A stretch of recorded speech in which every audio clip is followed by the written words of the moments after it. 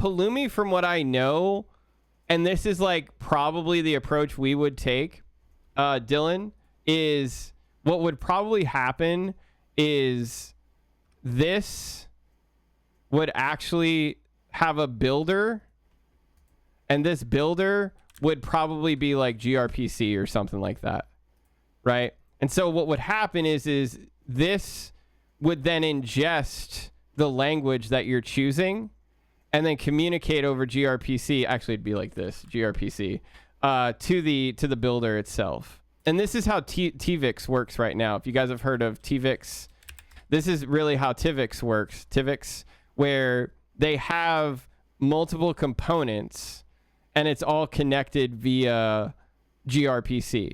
And that separation is what makes it so that you can have a lot of this flexibility and have like different components do different things and stuff like that. So the idea is like the configuration would somehow be transported or transmitted over gRPC to the builder.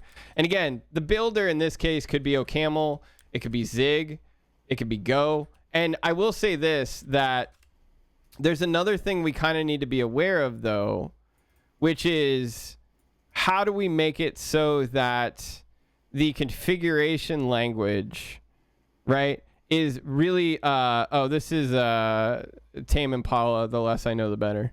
Again, this is like, this part here is definitely kind of where I would want to think more about it, because right now, if we use Go or Python or TypeScript, each one of these will have to load all of the definitions of your configuration basically into memory. Now, from what I know, Pulumi, for example, they build an output, and then that gets synthesized over to the builder, right? Basically, yeah, code gen clients from protobuf. Exactly. And so again, this makes it so that maybe the builder should be Zig, right? Like, but again, the challenge here is going to be what happens here if you have like 80,000 packages, right? Yo, what's up, Haro? Dude, thank you so much for the Prime sub, dude. Thank you, man. I appreciate that. I'm glad you're enjoying the content, man. I appreciate you sharing everything. And yeah, you guys are awesome. Like, I appreciate you being here. I normally stream way earlier than this. I'm streaming much later. But I wanted to stream today. I'll be live normal time tomorrow. Yeah, no, you're fine, Robin. You're fine. But yeah, the idea, is this kind of like, well, what if you had like 50 to 100 packages in Go that you wanted to build, but then you also wanted to be able to like lean on other, like what if we wanted to do like a Nix packages equivalent, basically, right? That's kind of what I'm trying to wrap my head around, is like, this works fine for your own stuff, right?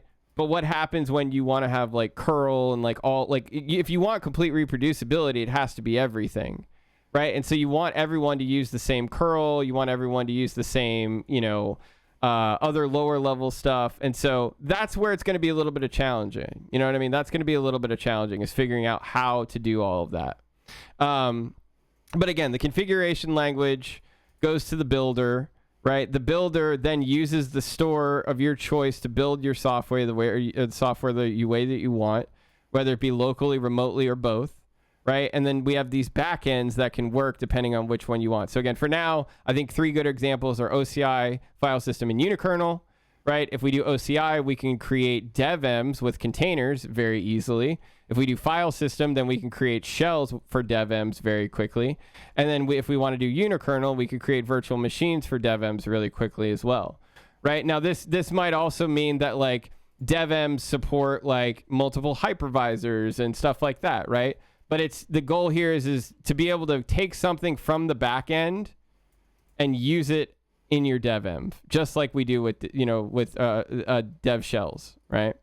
Then again, taking a step further and gluing what Pulumi or Terraform does and saying, well, listen, if I have a configuration over here that describes all of my software, then maybe there's a way that I can describe its environment or its deployment environment, right? And then this has environment backends where it's like AWS, Azure, GCP. So say I'm a developer and I want to write a piece of software dev locally in containers, and then deploy to the cloud with containers in AWS.